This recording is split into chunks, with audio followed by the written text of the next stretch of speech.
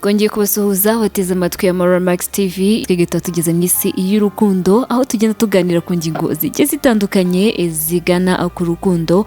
Ni mu gihe mu bice byagiye bitambuka by'iki kiganiro twagiye tubabwira ingingo zigiye zitandukanye ariko ziganisha ku rukundo. Buri muntu wese arakunda, arakundwa, ndetse nta n'umuntu utagira urukundo, niko twese tubizi. Gusa hari abahanga bagiye bagaragaza ko hari umuntu muri we udashobora kuba yumva yakunda.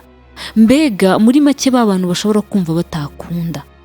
Hari impamvu rero zituma wumva udashobora kujya mu rukundo n'icyo wakora. Iyo ngingo niyo tugiye kurebera hamwe uyu munsi. Wowe wibonamo hano ufite uburyo ugomba kwitwara. Hari icyo uri bukore kugira ngo ibi bintu bikuvemo, cyangwa se amahitamo y'umuntu aba ari amwe. Uhitamo neza cyangwa ugahitamo nabi, ariko twese nta n'umwe wishimira guhitamo nabi.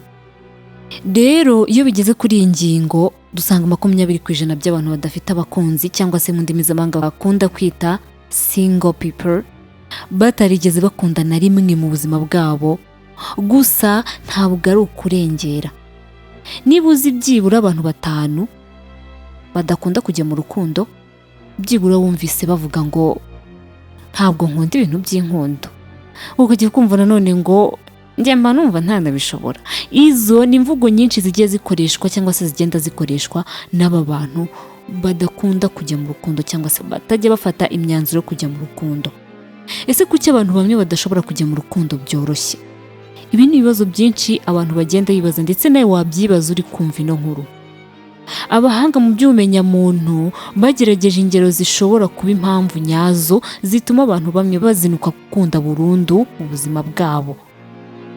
Zimwe muri izo mpamvu habamo no kuba abantu nta cyizere bigirira, kuba badatekereza ko nta muntu ushobora kubakunda by'ukuri, ndetse no kuba bifuza umuntu twakwita nka miseke igoroye, cyangwa se nanone bakaba bafite ishusho mu ntekerezo zabo y'umuntu bumva bakundana nawe, uko azaba asa, bityo bikabagora gutanga amahirwe ku wundi muntu usanzwe uje unabasanga, kuko baba babona adahuje isura n'uwo batekerezaga cyangwa n'uwo bari gutekereza aka kanya. Guteganya ibintu byinshi nabyo biri mu bintu ubwawe bishobora gutuma udakunda, ndetse ukaba wanabizinukwa burundu. Kuba uvuga uti ntabonye umeze gutya ntaho ngiye, bikubera inzitizi n'imbogamizi zo gutanga amahirwe, bigatuma uba umunyabwoba, ku iherezo ukaziheba, ukazaba inkomere yo kwihagararaho. Iyi ngingo ushobora kumva ikugoye kuba wayumva.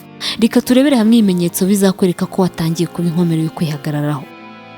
Icya mbere, uzagira ingorane zo kwegera abandi bantu. Uzumva uri nyamwigendaho, uzumva nta muntu ukeneye kwegera. Mbega abantu bari kuvuga ku ngingo z'urukundo ntabwo uba ushaka kubegera, kwigezayo umuntu ushatse kukwegera. Kwa kundi umuntu azaza gusaba urukundo ukamuhakanira, bimwe dukunze kwita ngo ni ugutera indobo cyangwa se guterwa indobo. Hari ikindi, kwihunza ubushuti butandukanye n'ubwo usanganywe. Abantu benshi bashobora kubyumva bitandukanye.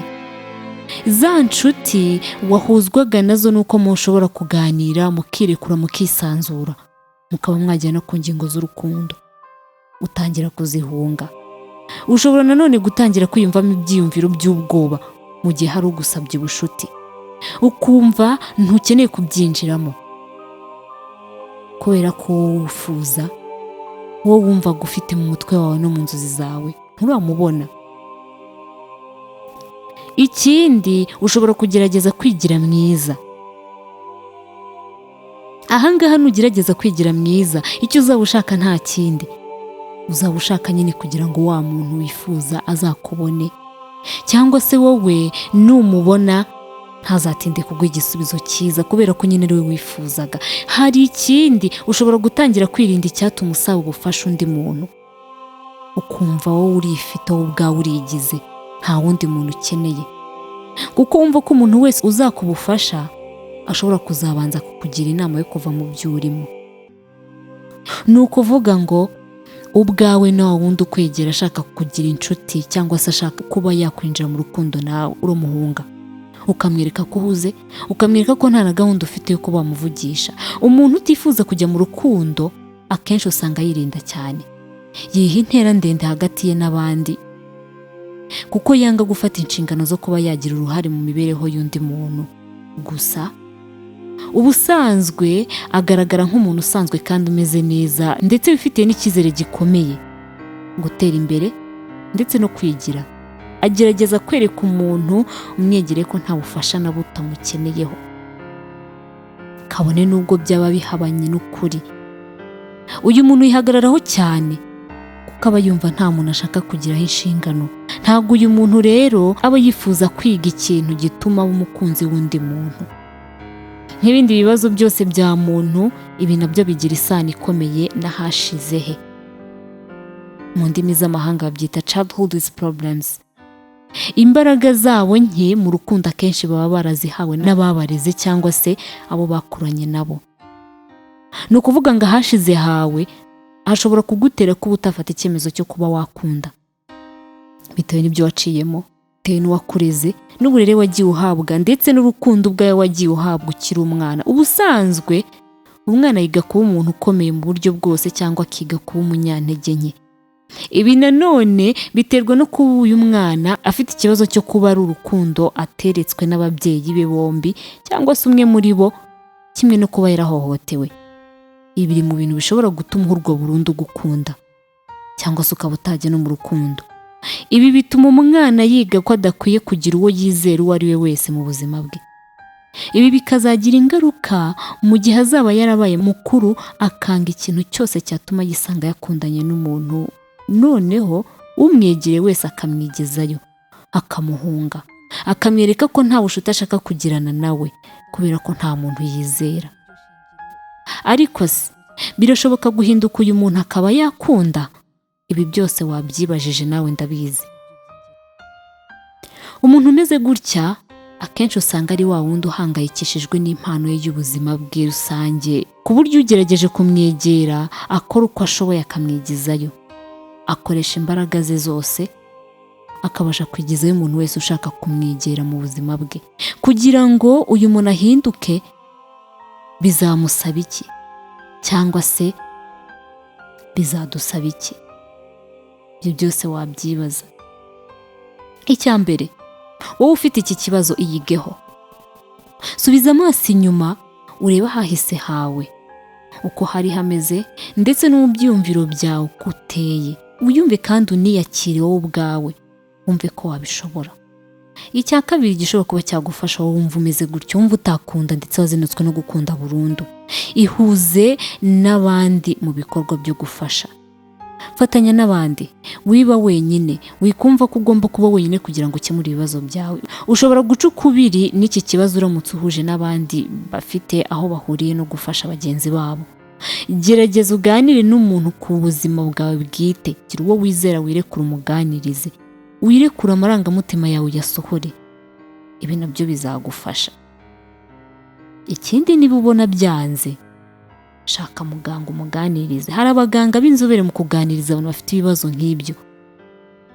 Ahanini usanga barahuye n'ihungabana mu buzima bwawe. Niba bikugoye wowe ubwawe, shaka umuganga kabuhariwe agufashe.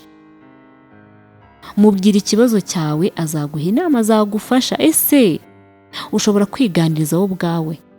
Bikora ubundi uhereze umwanya wa muntu ukwereka ko agukunze, umwemerere kuba hamwe nawe, ukurikize inama twaguhaye. Mu by'ukuri ibi bintu bizakora. Nibiramuka byanze burundu, uretse ko nta kidashoboka.